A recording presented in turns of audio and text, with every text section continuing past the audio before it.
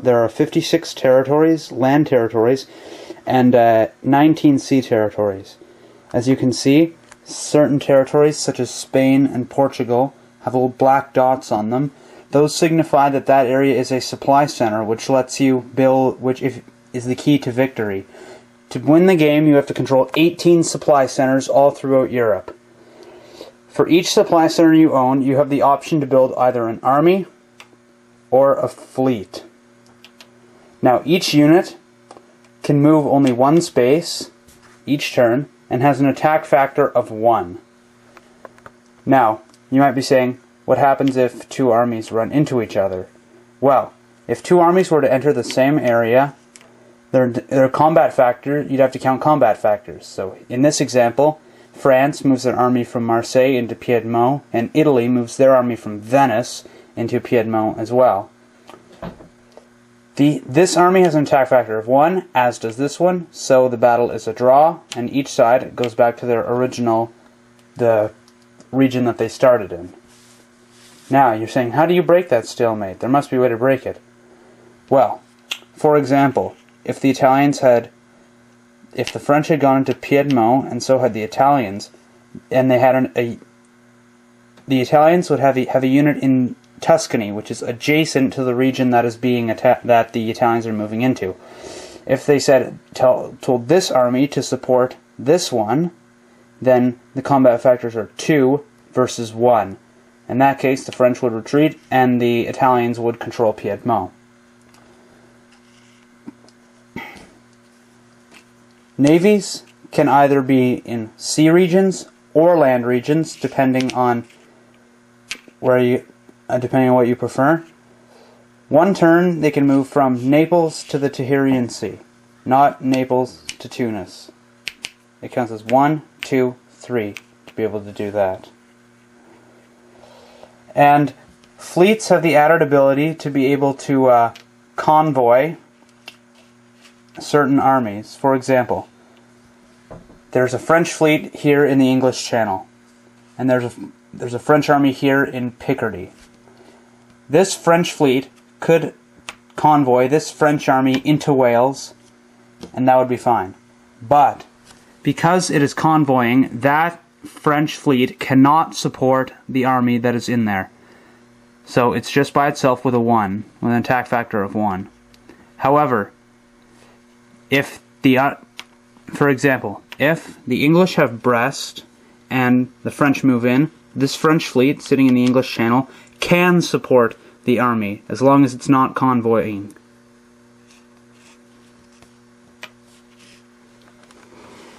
Now,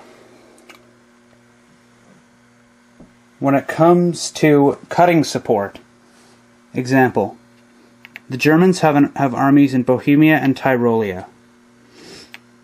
This German army is going to attack the Austrian army in Vienna. However, and they have this German army supporting them, 2 versus 1. However, if the Italians, who could be an Austrian ally, decide to attack that German army's support to the other German army is cut. So essentially it is 2 battles of 1 versus 1 and 1 versus 1. Ergo, the Germans are stymied and the Austrians are safe. So, this is basically as advanced as the combat will get. This, as you can see, on its outer appearance may seem like a war game, but it actually isn't a war game. Or there are very basic war game elements to it. The large part of this game is diplomacy, hence the title. The important thing in this game is to be able to negotiate with the other 6 players to try and help you gain 16 supply centers and win. There are different ways of doing this, but since I'm just covering the rules, we'll cover negotiations and details later. The game begins in spring 1901. That is the first turn. Each turn encompasses 1 season, spring and fall. In each turn, each turn is broken up into a series of 3 phases. The first phase is negotiation, where you can talk with other players. You can take other players out, talk to them, negotiate whatever you want. make alliances, form battle plans. The second phase is the order phase, in which you take a pencil and a paper and you have to write down all the movements for your units. And even if your units aren't moving, you have to write down that unit is holding its position at whatever place. For example, if you were going to write rules for the German units, you could say a fleet in Kiel move to Denmark. Army in Munich move to Burgundy, and army in Berlin hold. Simple as that. And then the third phase is action resolution, where your orders are gathered by a game master and read simultaneously, and any combat that enters that is identified is properly resolved, and then everyone moves on to their next turn. If you capture a supply center, you have to hold it until the end of your fall turn. Once your fall turn arrives and is completed, that supply center will become yours, and with the addition of that supply center, you can now purchase a new unit. For example, if the Germans control Denmark and Holland, this allows and it's the fall turn. That means that the German units will be able to Germans will be able to recruit 2 more units on their next turn in either one of their 3 home supply centers. You can only place new units on your 3 home supply centers, so it's important to keep them secured. Now you can pick whichever unit type you want. Fleets can only be created on coastal supply centers. For example, I could put an army in Kiel and a fleet in Berlin, but I could not put a fleet in Munich. Evidently, no water.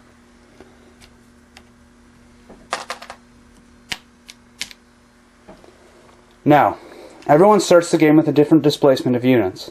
The English, being waterlogged, or surrounded by water, I should say, have a fleet in Edinburgh, a fleet in London, and their 1 army in Liverpool. The French have a fleet in Brest, an army in Paris, and an army in Marseille. The Italians have an army in Venice, Rome, and a fleet in Naples. The Austro-Hungarians have a fleet in Trieste and armies in Vienna and Budapest. Germany has armies in Munich and Berlin, and a fleet in Kiel. The Turks have armies in Constantinople and Smyrna, and a fleet in Ankara. The Russians have 2 armies, one in Warsaw and one in Moscow, and 2 fleets, one on the south coast of St. Petersburg and one in Sevastopol. Now, this is the conclusion of the first part of the rules. If I think of any more, I'll put it in a second part with more advanced rules. But this just covers the basics. Thank you for tuning in, and see you next time.